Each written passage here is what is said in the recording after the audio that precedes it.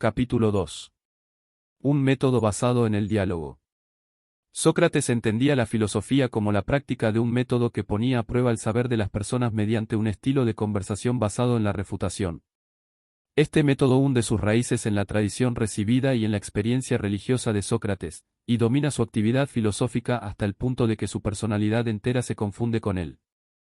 El juicio y la condena a muerte de Sócrates es sin duda el aspecto mejor documentado de la vida del filósofo. No solo es el punto de partida de los diálogos socráticos como género, sino que muchos de ellos giran muy concretamente en torno a este hecho fundamental. Hasta 5 de los diálogos escritos por Platón tienen lugar en los días previos, posteriores, o bien en el día mismo del juicio. Más aún, este juicio es la razón por la que se escriben todos los demás diálogos, sea cual sea su escenario. Al final, se trata de esclarecer si Sócrates debía o no debía morir. En la versión que da Platón de la vista judicial, recogida en su Apología, Sócrates dirige a sus jueces un largo y brillante discurso, aunque no muy acertado si su intención era realmente salir con bien de la situación. Muestra de ello es que el procedimiento preveía 2 votaciones, una para determinar la culpabilidad y otra para establecer la pena, en caso de que la primera hubiese resultado inculpatoria.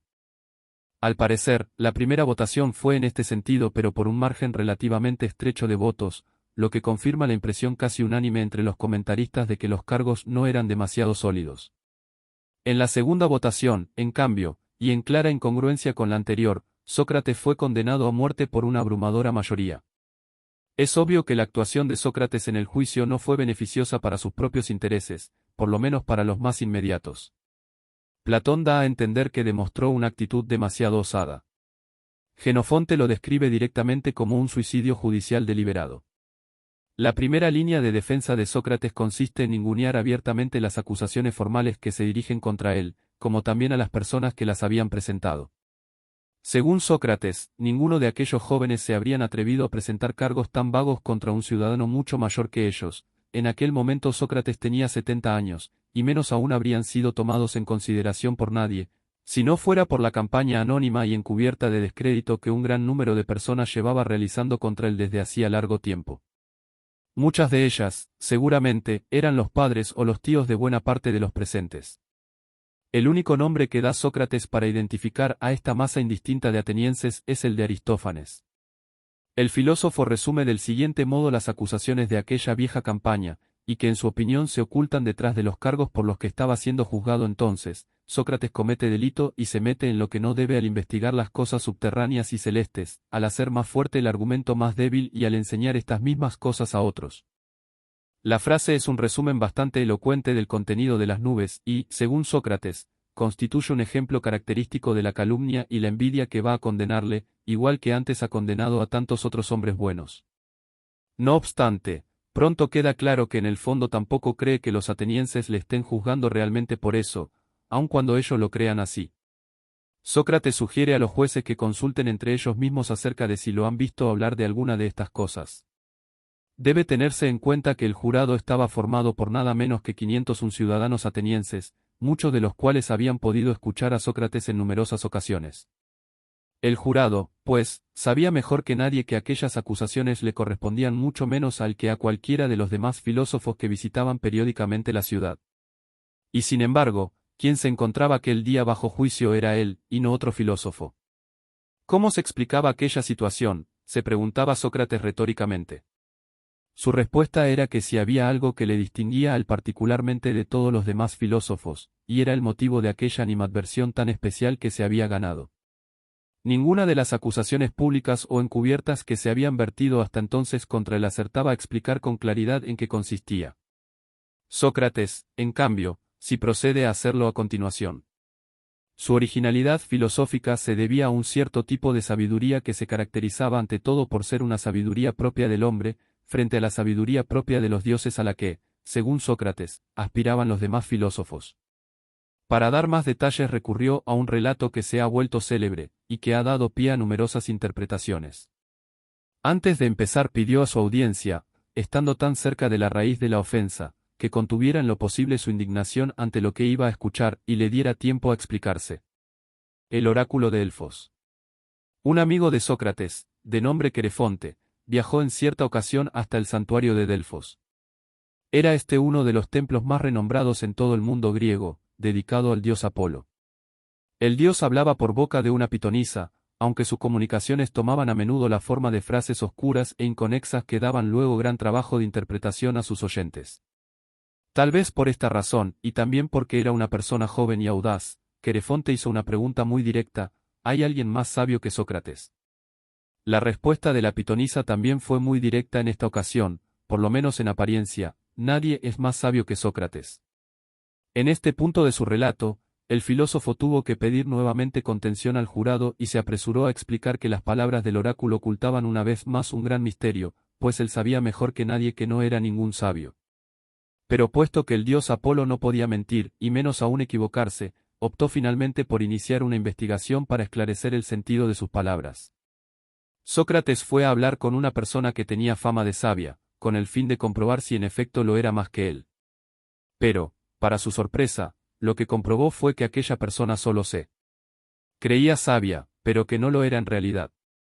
Sócrates llevó adelante su indagación de manera sistemática, con toda clase de personas más y menos sabias según su reputación, y el resultado fue siempre el mismo: ninguna sabía realmente lo que pretendía saber. La conclusión de esta investigación se ha resumido, ya desde la antigüedad, en una de las frases más repetidas de la historia de la filosofía: solo sé que no sé nada.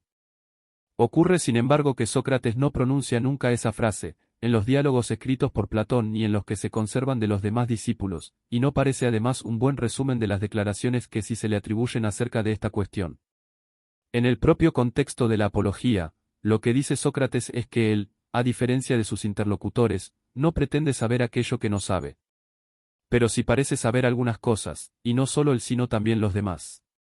Sócrates manifiesta incluso certeza en cuestiones relacionadas con su propia experiencia o con sus actitudes personales.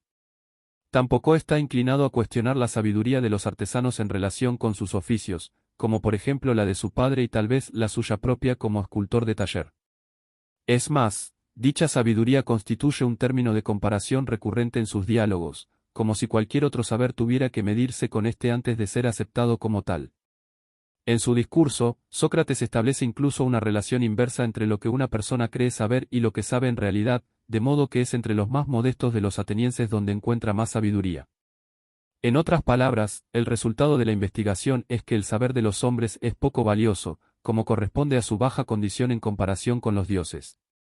Sócrates pone en boca de la pitonisa una versión ampliada y clarificada de su anterior revelación en los siguientes términos: es el más sabio el que, de entre vosotros, hombres, conoce, como Sócrates, que en verdad es digno de nada respecto a la sabiduría. Lo que Sócrates sabe es que es hombre, y que como tal su conocimiento es limitado e inseguro.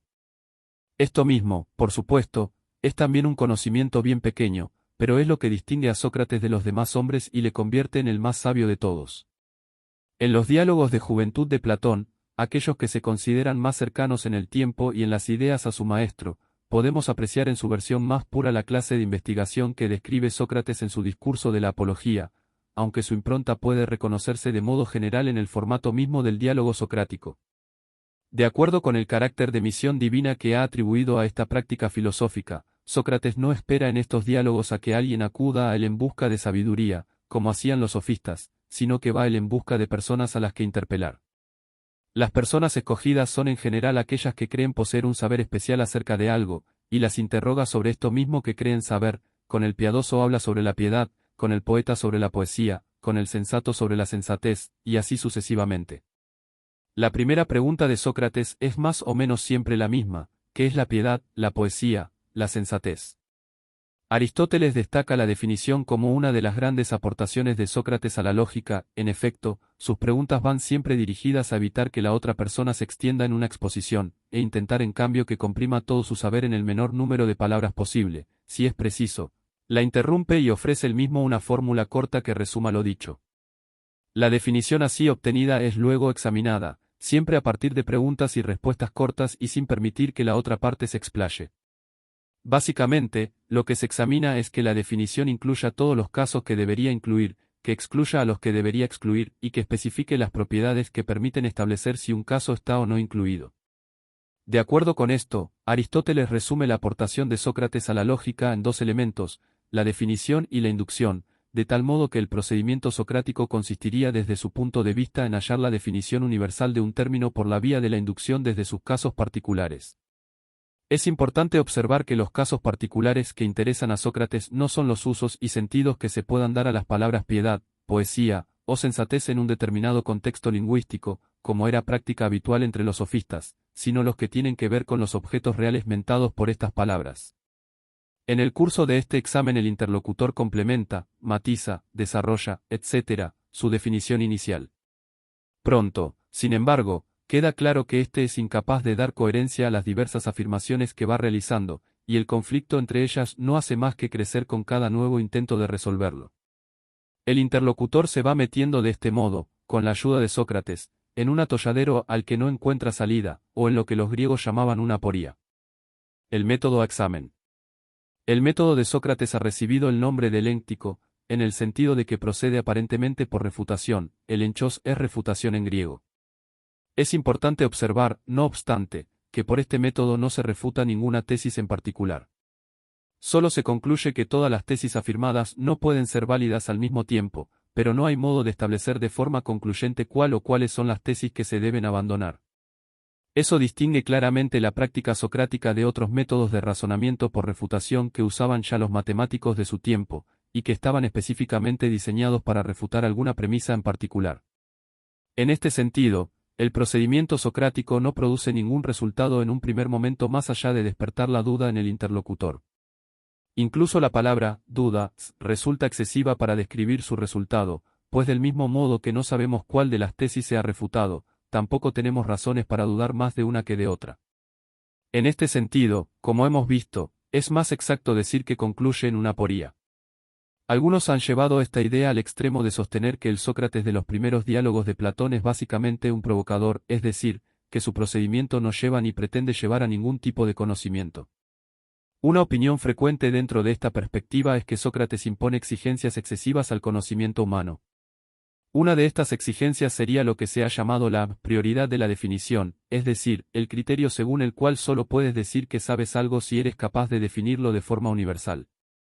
Sin duda, alguien que impusiera este criterio lo tendría muy fácil para llegar a conclusiones escépticas, pero no parece que sea esta la posición de Sócrates.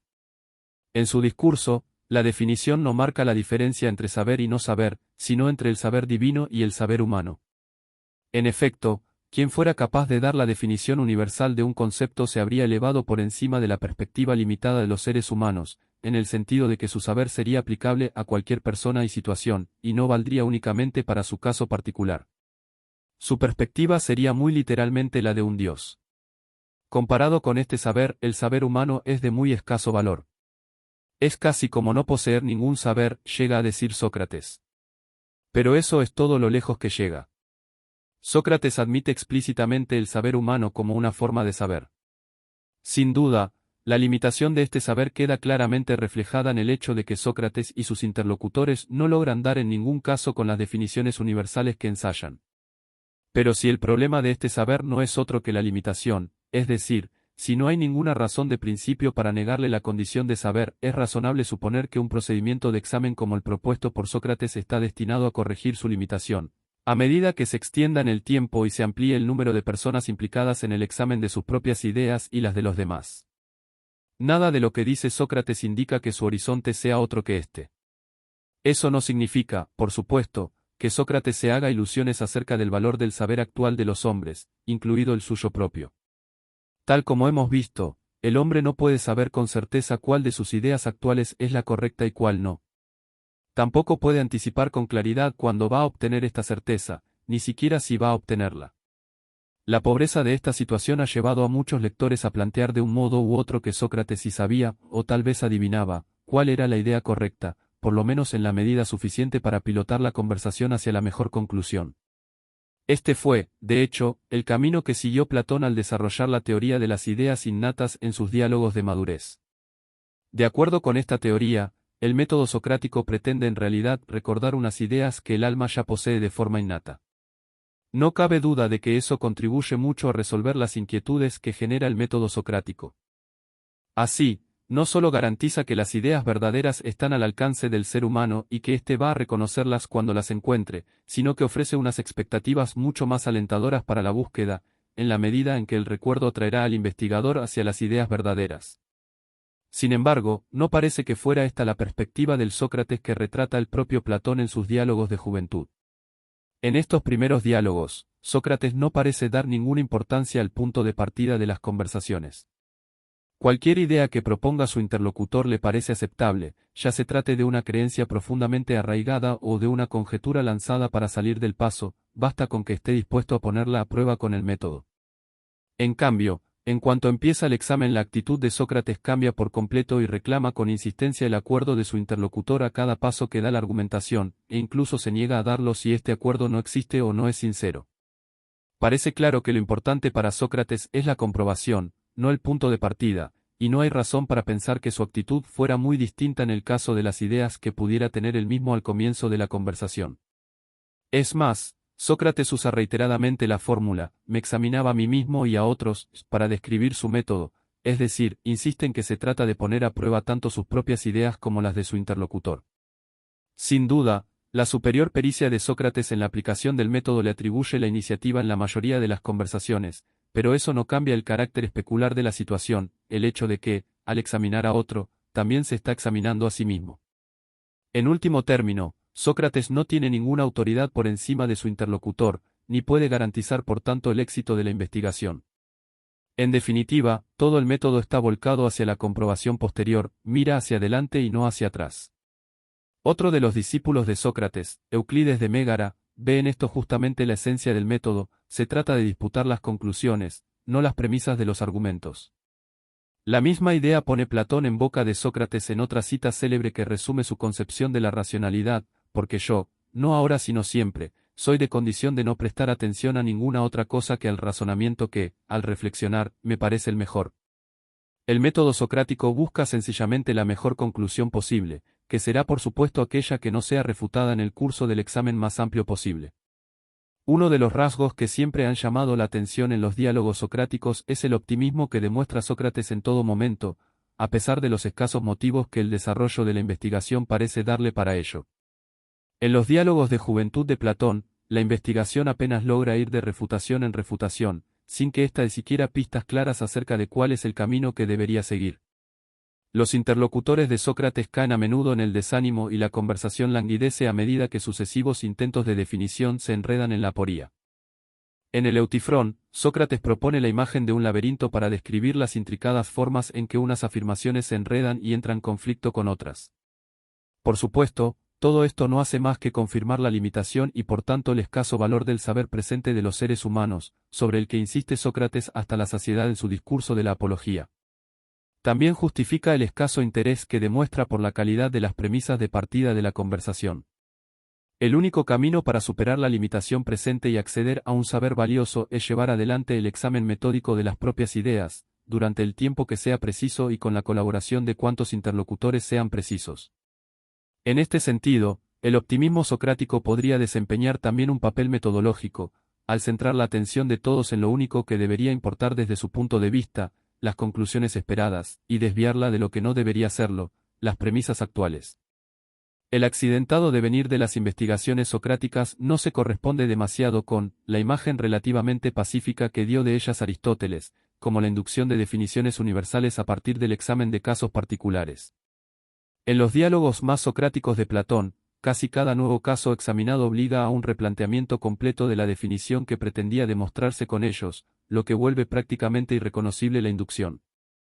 Es más, también nuestra descripción anterior resulta mucho más ordenada y previsible que los diálogos reales, los cuales resultan siempre más variados, más flexibles e incluso más confusos de lo que todas estas indicaciones dan a entender. A veces los propios participantes en el diálogo pierden de vista el hilo argumentativo y razonan de forma circular o aparentemente sin rumbo. Esto ha llevado a algunos, como hemos visto, a negar que exista tal cosa como un método socrático en estos primeros diálogos. La mayoría de los intérpretes actuales, no obstante, prefieren decir que el método socrático debe verse más como un arte que como un método, por lo menos en el sentido que da la filosofía posterior a este término. Cuando se habla de método en filosofía, se acostumbra a pensar en algo más o menos próximo a la definición que propuso Descartes del como un conjunto de reglas ciertas y fáciles que cualquiera que fuera el que las observara con exactitud le sería imposible tomar lo falso por verdadero, sin requerir inútilmente esfuerzos de la mente, pero aumentando siempre gradualmente el propio saber. Nada más lejos de lo que propone Sócrates, igual que el herrero, el zapatero o el médico, con los que se compara una y otra vez, Sócrates aplica un conjunto difuso de técnicas y destrezas extraídas de la experiencia práctica, que no sería capaz de definir a través de un conjunto de reglas abstractas. Por otro lado, Sócrates tampoco puede garantizar su resultado con la seguridad que lo hace Descartes, es más, el primer resultado que obtiene, y el único que reivindica propiamente en su discurso de la apología, no es la verdad sino un estado de duda o aporía, tanto en él mismo como en su interlocutor. Es interesante observar que la duda constituye el punto de partida del método de Descartes, su primera regla, cierta y fácil, mientras que para Sócrates es el primer resultado de la aplicación del método, obtenido además, en caso de obtenerse, pues el hombre se resiste a ello tanto como puede, con gran esfuerzo y dificultad. En lo que ambos coinciden, no obstante, es en el objetivo último de aumentar el saber. Que el objetivo es este para Sócrates y no la aporía en sí se pone de manifiesto precisamente por algunas de las actitudes que adopta cuando las cosas se ponen difíciles en estos primeros diálogos. Así, cuando sus interlocutores se enredan con él en la aporía y dan signos de querer abandonar, Sócrates es quien se esfuerza por salvar la situación, quien sugiere retomar vías que antes se habían descartado o insiste en hipótesis que ya se habían revelado como dudosas.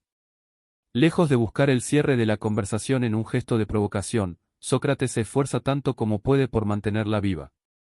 Para ello está dispuesto además a admitir una variedad mucho mayor de componendas y arreglos provisionales de lo que sugiere la idea de un método puramente refutatorio, como insistió en verlo la tradición posterior, que fue la que lo bautizó como el enchós. Precisamente estos arreglos y componendas son los que permiten a Sócrates mantener a sus interlocutores y a sí mismo en el único camino capaz de resolver la aporía creada, y que no es otro que la ampliación permanente del círculo de perspectivas y cuestiones consideradas durante tanto tiempo como sea preciso.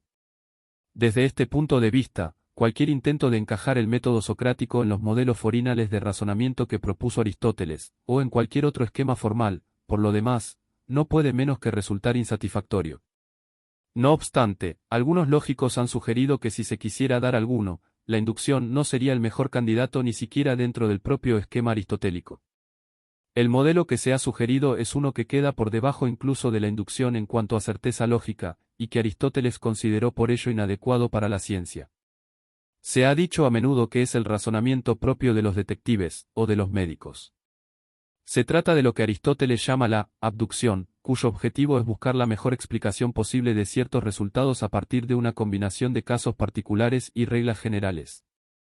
Es un rasgo característico de la abducción que no puede garantizar un acercamiento gradual a la verdad como el que ofrece la inducción, o como el que asegura Descartes para su propio método, aunque sí cabe confiar razonablemente en que sea así. A la vista de la insistencia de Sócrates en la afinidad de su método con esta clase de artes, así como de ciertas actitudes que adopta acerca de su propio progreso en el saber, es probable que este fuera el modelo de razonamiento en el que más se habría reconocido. Eso sí, siempre que se tomara en combinación con la idea de una investigación lo más amplia posible, y que no admitiera otra finalidad más concreta que el arte de vivir en general. El espíritu divino. Si hemos de tomarnos en sentido literal el relato de Sócrates, su práctica filosófica más característica empieza tras la visita de Querefonte al oráculo de Delfos, y en obediencia a la misión que éste le había encomendado, de forma típicamente oscura e indirecta. Los especialistas fechan este viaje en torno al 430 AC. No obstante, es razonable pensar que la actividad filosófica de Sócrates debía de ser previa, aunque solo fuera para explicar la pregunta que hizo Querefonte a la pitonisa acerca de si había alguien más sabio que Sócrates. Por otro lado, el propio Sócrates apunta en su juicio que la orden del Dios le había llegado también por otras vías. Como digo, realizar este trabajo me ha sido encomendado por el Dios por medio de oráculos, de sueños y de todos los demás medios por los que alguna vez alguien, de condición divina, ordenó a un hombre hacer algo. Una de las vías que más han llamado la atención es lo que Sócrates llama el espíritu divino, daimonion en griego. Un daimonion era una figura intermediaria entre los dioses y los hombres, o bien, según algunas versiones, la manifestación velada del propio Dios. De acuerdo con Sócrates, un espíritu divino de esta naturaleza lo acompañaba desde la infancia y tomaba la forma de una voz que escuchaba en su interior. La intervención divina no distinguía entre ocasiones grandes y pequeñas, pero en cambio se caracterizaba siempre por tener un sentido negativo, no le decía lo que debía hacer sino lo que no debía. Se entiende que quien así se dirige a Sócrates es el dios Apolo, y su intervención podía ser tan trivial como detener sus pasos cuando iba a marcharse y estaba a punto de llegar un interlocutor interesante, o tan trascendental como negarle cualquier implicación en la política de la ciudad, para mantenerle al margen de disputas y alargar al máximo el tiempo que podía seguir a su servicio. Por supuesto, quien interpreta así el sentido de las intervenciones divinas es el propio Sócrates, ya que éstas poseen, como se ha dicho, un carácter puramente negativo. De acuerdo con esto, existiría una relación previa y continuada de Sócrates con el dios Apolo, el cual sería el principal instigador y facilitador de su actividad filosófica a lo largo de toda su vida. El relato queda muy bien ordenado si pensamos que la visita de Querefonte a Delfos tenía por objeto justamente confirmar esta relación, la cual debía ser bien conocida por ambos, siendo como eran amigos desde la infancia. Además, Sócrates nunca parece interesado en ocultar su relación con el dios, al contrario, es él mencionado en diversos diálogos y es motivo incluso de una atención especial en la apología. Muchos intérpretes posteriores han considerado extraña cuando menos esta actitud de Sócrates, en la medida en que una relación de este tipo con la revelación divina no parece encajar demasiado bien con su insistencia en la racionalidad y en la reflexión crítica. El intento de encajar todo esto ha llevado a frecuentes debates acerca de cuestiones tales como si se debe atribuir un contenido cognitivo o no a las intervenciones del Espíritu Divino, es decir, si podemos verlas como una mera corazonada, si cabe considerarlas externas o internas, dicho de otra forma, si habla el Dios o más bien el propio Sócrates, y exactamente qué clase de autoridad hay que asignarles. Los diálogos socráticos de Platón, sobre todo los de juventud, no son de mucha ayuda para resolver estas cuestiones. Al hablar de sus inspiraciones divinas, Sócrates no se interesa más que por las razones que ve detrás de ellas en una reflexión posterior. En la medida en que no alcanza a ver estas razones, apela al acierto demostrado por la voz en el pasado. Sócrates se mantiene fiel así a su principio de atender únicamente al razonamiento que en cada caso le parece el mejor, no obstante, es obvio que en algunos casos admite como mejores razonamientos que para muchos no cubrirían un mínimo de racionalidad. La posición de Sócrates parece defender que no es así como deberíamos enfocar la racionalidad, y que si lo hacemos es solo porque damos al saber humano mucho más valor del que tiene. Cualquiera que se remonte hacia atrás en sus reflexiones no tardará en dar con algo que no sea ya racional de acuerdo con el citado principio de racionalidad, es decir, pronto dará con una idea a la que prestó atención sin haber reflexionado sobre ella. No parece demasiado importante si esta premisa original no reflexionada es una idea recibida y aún no comprendida, incluso una idea innata, una disposición temperamental, un instinto, etc.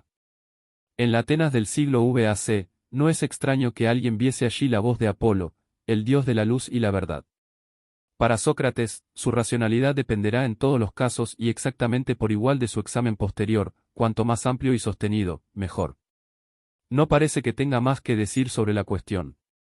Esta idea se puede ampliar mediante las respuestas que da Sócrates a su amigo Critón en el diálogo del mismo título. El filósofo se encuentra en prisión, en espera de ser ejecutado, y su amigo le insta a escapar. La tenaz negativa del maestro a hacerlo resulta del todo incomprensible para su discípulo, más aún cuando ambos coinciden en que el resultado del juicio es injusto, y que por tanto Sócrates no debería ser ejecutado. Para éste, sin embargo, sería un grave error tratar de escapar a este resultado, pues su compromiso con las leyes y los procedimientos de la ciudad que han llevado hasta el es previo y de todo punto insuperable. Sócrates apela a su nacimiento, a su crianza y a su educación para mostrar que atentar contra estas mismas leyes el día en que sus consecuencias fueran adversas para él no podía ser en ningún caso una vía hacia la justicia. Como ya explicaba en la Apología y repite una vez más en el Critón, de hacerlo así terminaría por reproducir en su lugar de destino una situación muy parecida a la injusta situación que vivía allí. La raíz del problema viajaría con él, impresa en sus actitudes e ideas. En la medida en que las leyes de Atenas son injustas, y en opinión de Sócrates no cabe duda de que lo son, la única vía justa y con alguna opción de éxito para reformarlas es hacerlo de acuerdo con los procedimientos que ellas mismas permiten. Cabe pensar que la actitud socrática hacia sus deudas en el terreno del saber no debía de ser muy distinta. También debía de parecerle imposible romper con las premisas no reflexionadas de su reflexión, es decir, con todo lo que había recibido de la naturaleza, nacimiento, de su formación, crianza, y de su tradición, educación. Cualquier pretensión de escapar a ella sería ilusoria, y no haría más que trasladar subrepticiamente esta misma irracionalidad a sus conclusiones. En este sentido, cualquier avance humano en el plano del saber debe tener lugar desde dentro del modesto e imperfecto saber humano, partiendo de estas mismas deudas con la naturaleza, la tradición y, tal vez, la divinidad, y de acuerdo con un procedimiento que éstas permitan. Tanto el principio de racionalidad propuesto por Sócrates como el arte heléntico de conversación que desarrolló de acuerdo con él, habrían sido elegidos entre otras cosas por no pedirle ninguna falsa huida de este tipo. La impiedad de Sócrates. La versión que da Sócrates al comienzo de su discurso de los cargos por los que se le juzga no se ajusta demasiado a los cargos formales que se habían presentado contra él. En cierto modo, da una interpretación filosóficamente mejorada de estos cargos, en el sentido de acercarlos al debate más serio y reflexionado con los filósofos naturales y los sofistas. Si atendemos a su tenor literal, tal como se recoge en la Apología de Platón, los cargos presentados apelan cuestiones más de fe. Sócrates delinque corrompiendo a los jóvenes y no creyendo en los dioses en los que la ciudad cree, sino en otras divinidades nuevas. Se ha hablado mucho sobre la solidez y la justicia de estos cargos. En otra apología, nada menos que del siglo IV después de Cristo, el rétor bizantino Libanio seguía dirigiéndose al pueblo ateniense, retóricamente, por supuesto, a cuenta de esa vieja cuestión. Anaxágoras fue justamente encarcelado por su blasfemia en relación con el sol y la luna. Expulsasteis a Protágoras con razón por preguntar si los dioses existían o no. Fuisteis prudentes al ofrecer una recompensa a quien matara a Diágoras, pues se reía de Ilusis y de sus inefables misterios. Pero ¿quién puede decir que hay un argumento o un libro de Sócrates acerca de los dioses que sea contrario a la ley? Una vez más, el argumento no estaba falto de razón. La relectura crítica de los relatos religiosos había ido muy lejos en la Grecia clásica. Ya en el siglo VI a.C., Genófanes había propuesto descartar los episodios de bajas pasiones de los mitos recogidos por Homero y Hesíodo, y sugerido la idea de que había un solo Dios y que además era de naturaleza bondadosa. Teágenes de Regio respondió inmediatamente con la primera interpretación alegórica de estos relatos, y sugirió entender la batalla de los dioses como una alegoría del conflicto entre elementos físicos.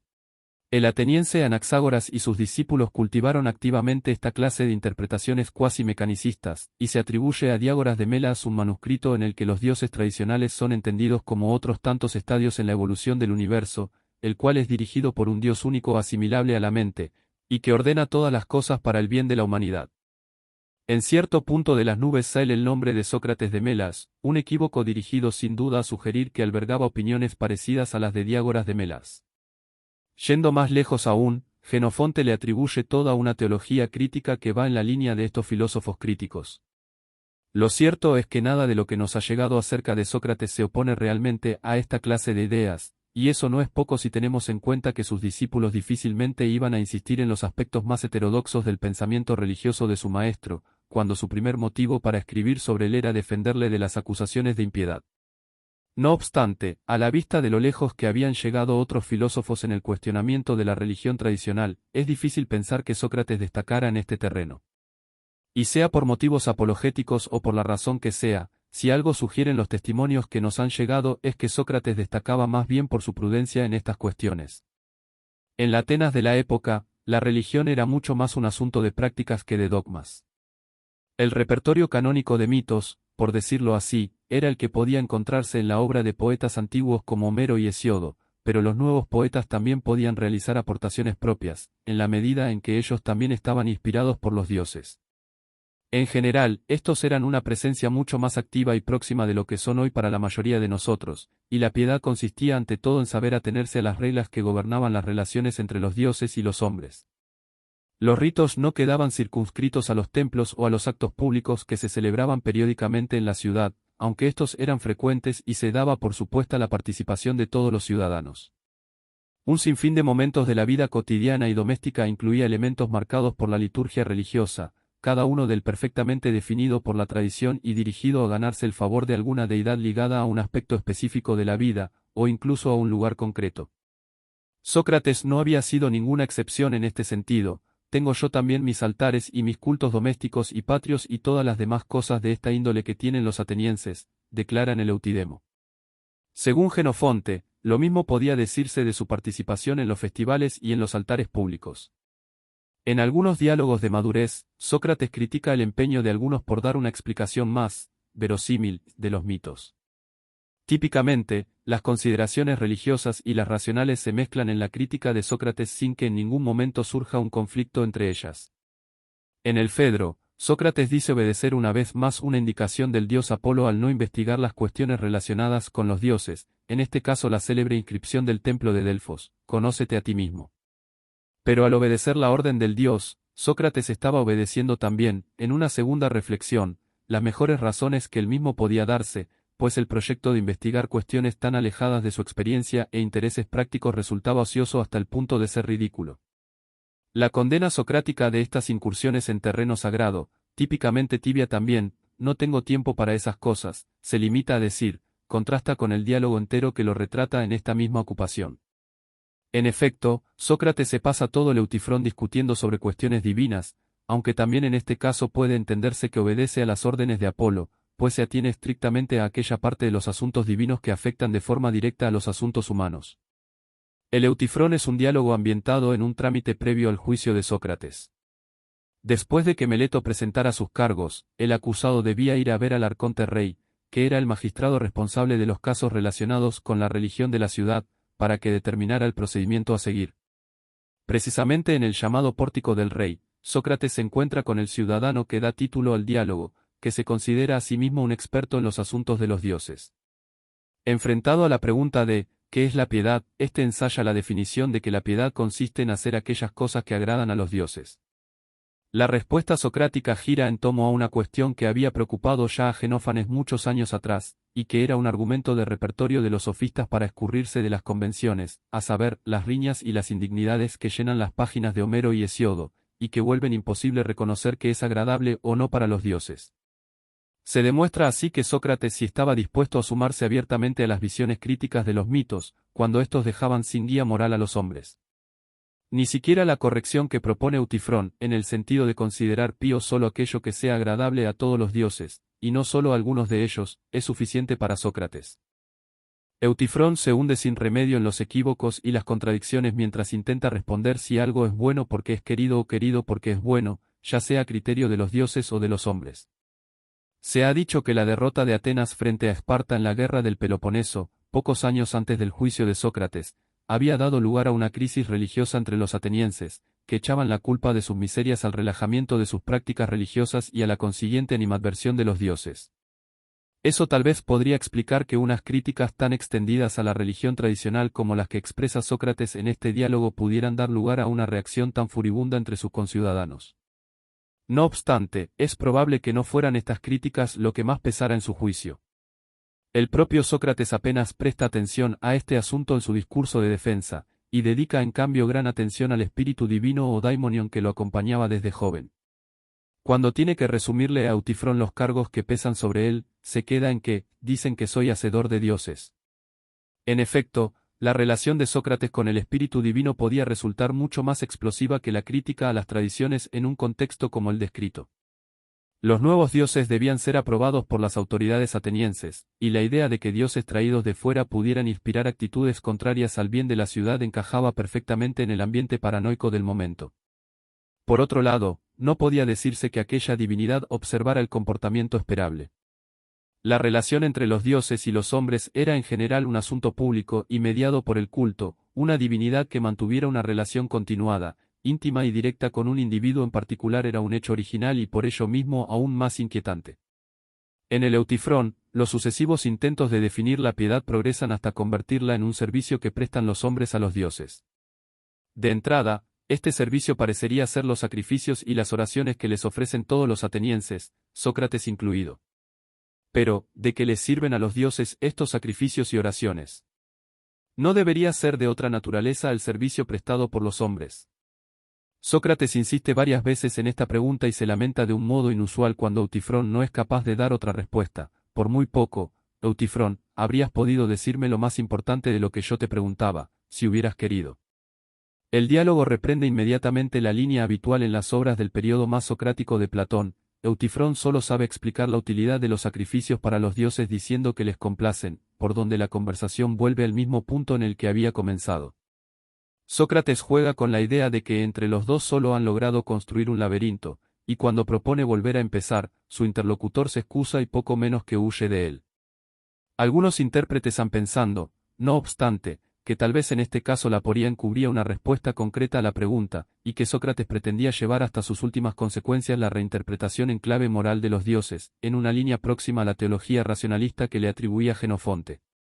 Desde este punto de vista, el único servicio que los hombres podrían prestarles a los dioses sería su propia virtud, por donde Sócrates debería de ser visto como el primer servidor del dios Apolo, y su actividad filosófica como el servicio más apreciado por los dioses. Desde este punto de vista, la continuidad entre la experiencia religiosa y la actividad filosófica de Sócrates sería completa. La ironía si alguien pensaba que Sócrates depositaba alguna esperanza en el resultado del juicio, su último alegato antes de la condena debería convencerle de lo contrario. Da casi la impresión de que Sócrates, nada menos, se cansa de argumentar. Sus últimas palabras vienen a ser que si sigue insistiendo en lo que ha estado diciendo desde el principio, a saber, que todo cuanto ha hecho para verse acusado en un juicio por impiedad lo ha hecho por obediencia a un Dios, no lo van a creer. Que si trata de explicarlo de otro modo, tampoco lo van a creer.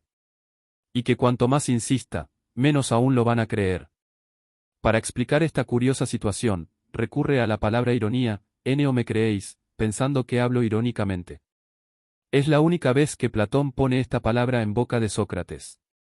La ironía tiene su origen en uno de los personajes habituales de la comedia griega antigua, el Eirón, cuyo rasgo característico consistía en ocultar o rebajar engañosamente sus verdaderas habilidades con el fin de sacar ventaja al pretencioso Lasón, su pareja típica en el escenario.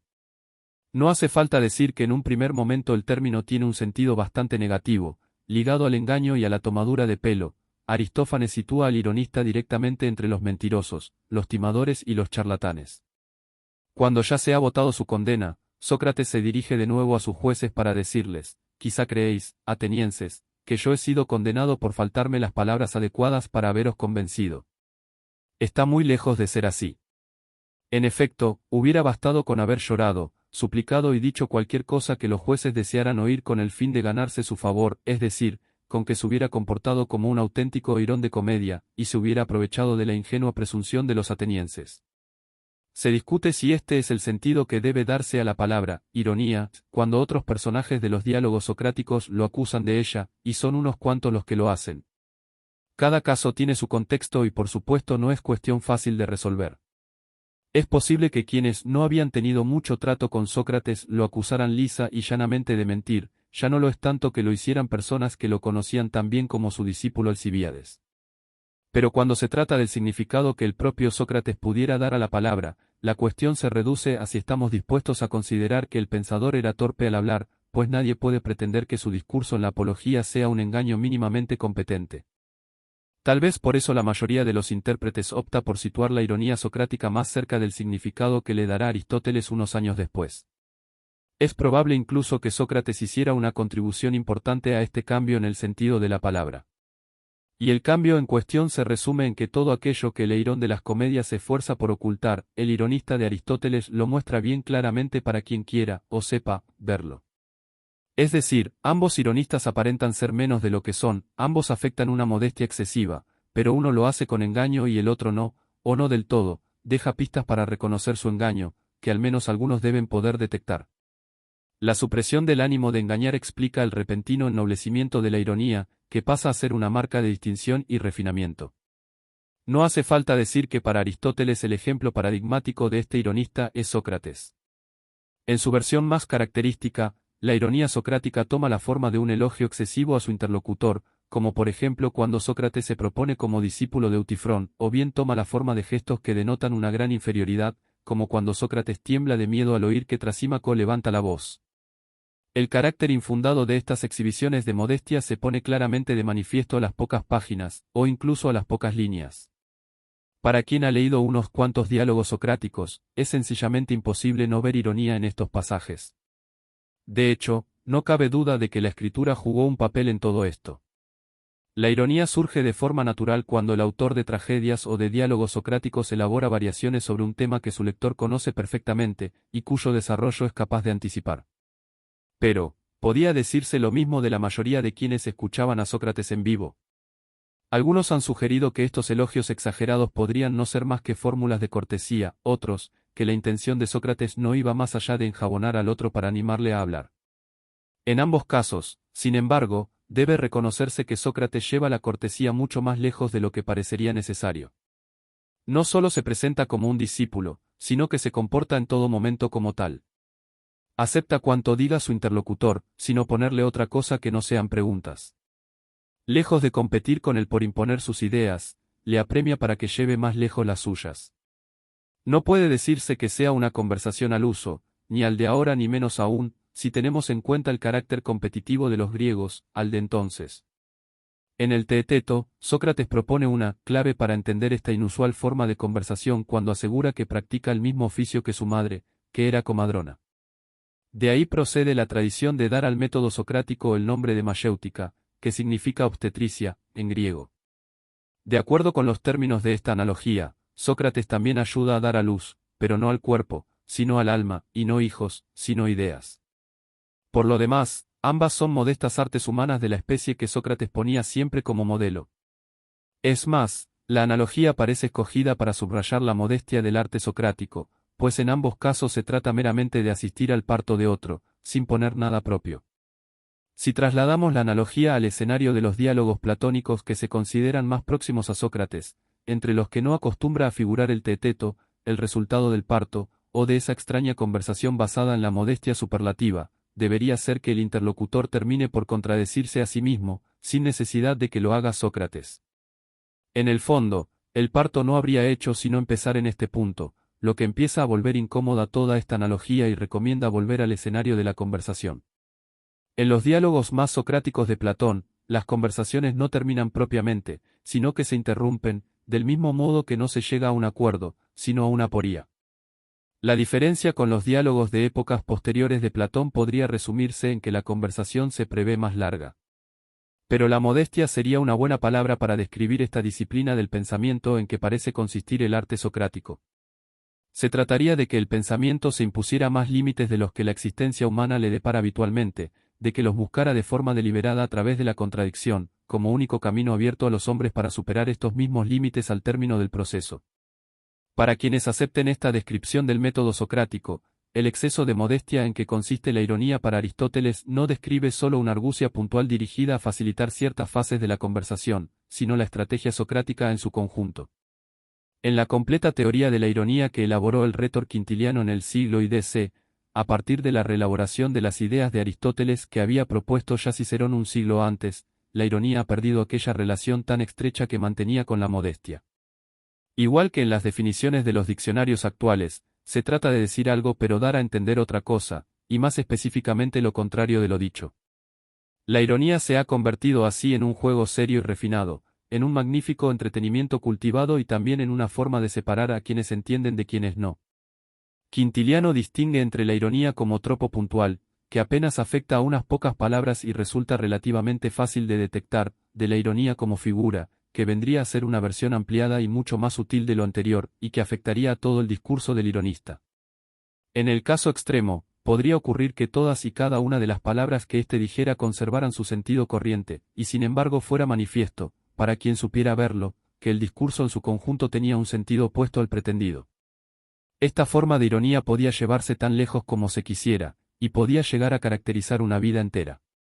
El ejemplo que ofrece Quintiliano de esta última situación es, de nuevo, Sócrates. Ciertamente, cuando uno adopta esta perspectiva resulta muy difícil no ver todas y cada una de las palabras y los comportamientos de Sócrates como partícipes de esta figura irónica global. Es el más sabio, pero se presenta como el más ignorante, en todo momento guía la conversación, pero simula dejarse llevar por ella, solo se ocupa de la verdad, pero habla de forma irónica, es el maestro por antonomasia, pero se hace pasar por un discípulo. Enseña la más alta sabiduría, pero siempre parece estar hablando de herreros y zapateros, y de hecho no tiene problema para impartir este mismo saber al primero que se encuentra por la calle, la mayoría de las veces incluso en el mercado, justo al lado de los que cambian moneda. Los demás aspectos de la biografía de Sócrates abundan en la misma dirección. Siendo el más noble de los hombres, va pobremente vestido y descalzo todo el año, en el juicio dice que solo puede pagar una mina como multa a cambio de su vida, cuando Protágoras habría llegado a cobrar 100 por un solo curso. A pesar de su legendaria continencia frente a las debilidades y placeres humanos, los escenarios de sus diálogos raramente son más dignos que una opípara cena con borrachera incluida o una visita al gimnasio para espiar a jóvenes apuestos, por no hablar del juzgado y la prisión. Es un hombre que vive solo para la filosofía, pero tiene una esposa. Algunas tradiciones hablan de 2 esposas, y 3 hijos, y su vida familiar es generalmente descrita como una zapatista interminable. La cosa llega incluso a su aspecto físico, lo que debería empezar a hacernos sospechar acerca de quién mueve realmente los hilos de esta estrategia irónica. En efecto, casi todas las descripciones que nos han llegado de Sócrates coinciden en lo feo que era, y en su gran parecido con un sileno, figura mitológica a medio camino entre los dioses y los hombres, y que evoca a un hombre primitivo, bárbaro e incivilizado.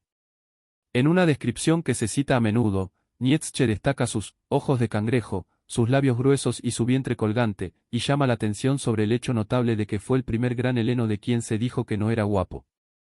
En la antigüedad circulaba la anécdota del sabio de origen tracio llamado Sopiro, tomada probablemente del diálogo del mismo título escrito por otro discípulo de Sócrates, Fedón de Lis, cuya especialidad consistía en adivinar el carácter y las costumbres de las personas a partir de su fisonomía. Según se decía, al encontrarse con Sócrates, el hombre diagnosticó al instante estupidez, intemperancia y lujuria. Ante las carcajadas de los discípulos presentes, Sócrates salió en defensa una vez más de la sabiduría de su interlocutor, asegurando que todos aquellos vicios le eran bien propios por naturaleza, y que sólo lograba vencerlos con mucha disciplina. La tradición posterior no hizo sino abundar en esta misma línea. De forma sin duda interesada, la escuela aristotélica o peripatética convirtió a Sócrates en un hombre sin ninguna educación, grosero e ignorante. El filósofo Aristóxeno le retrataba en el siglo IV a.C. como un ser colérico, sensual y dominado por la lujuria, sin diferenciar en este punto entre hombres y mujeres. Muy pronto se le atribuyó un amante, Mirto, que la tradición posterior convirtió en segunda esposa y le asignó 2 de sus hijos, para finalmente proclamar que Sócrates había sido bígamo. Más lejos aún de la imagen que teníamos de él, se le llegó a tildar de avaro y usurero. Los excesos de los peripatéticos encontrarán respuesta en autores como Plutarco, ya en el siglo I a.C., pero es importante no perder de vista que la burla acompañaba a Sócrates ya desde sus orígenes, cuando era personaje habitual en las comedias de su tiempo. Se ha dicho que la filosofía guarda una relación particular con la risa, en la medida en que es la respuesta que cabe esperar ante el cuestionamiento del sentido común. Siendo Sócrates el primer filósofo que asume de forma deliberada este papel, la burla forma parte inseparable de su figura. De acuerdo con lo dicho, tanto la fealdad de Sócrates como sus demás rasgos y atributos deben entenderse como una máscara. Todos estarían cuidadosamente moldeados para encajar en el método que resume el discurso de la apología. Tanto es así, que detrás de esta máscara ya no debería buscarse al maestro sino más bien a sus discípulos, es decir, no a un Sócrates histórico sino a un autor posterior como Platón, Genofonte o Cicerón, el cual construye y mueve los hilos del personaje de acuerdo con las especificaciones del método. En definitiva, Sócrates se habría confundido con el método que había creado hasta el punto de que no quedaría nada del hombre real.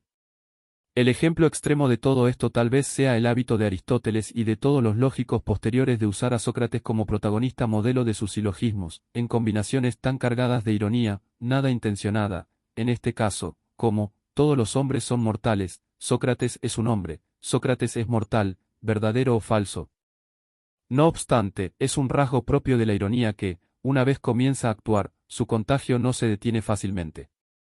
Así, a partir del romanticismo se abre paso la idea de que la ironía de Sócrates podría girarse también contra él mismo. Para autores como Sileígalo o Kierkegaard, ya no estaba tan claro que él mismo supiera hacia dónde llevaba a su interlocutor. Sócrates se convertía de este modo en el ironista más puro que haya existido jamás, y por ello mismo en el individuo más auténtico y misterioso. Tal vez incluso la ironía de los diálogos platónicos estuviera ahí para encubrir el hecho de que el propio Platón no sabía qué pensaba Sócrates. En este ambiente de ideas se entiende otra frase célebre de Nietzsche: Sócrates tenía un alma, pero tras ella, otra más, y tras la segunda, una tercera. En la primera de ellas, Genofonte se instala para dormir, en la segunda, Platón, en la tercera, una vez más Platón, pero Platón con su propia segunda alma, y así sucesivamente, cabe pensar. No es fácil sustraerse a la impresión, sin embargo, de que en esta clase de lectura supremamente irónica se pierda de nuevo al pensador que perseguía un saber modesto y humano, o al menos eso decía. Los atenienses no lo creyeron, y muchos de sus lectores posteriores han seguido sin hacerlo.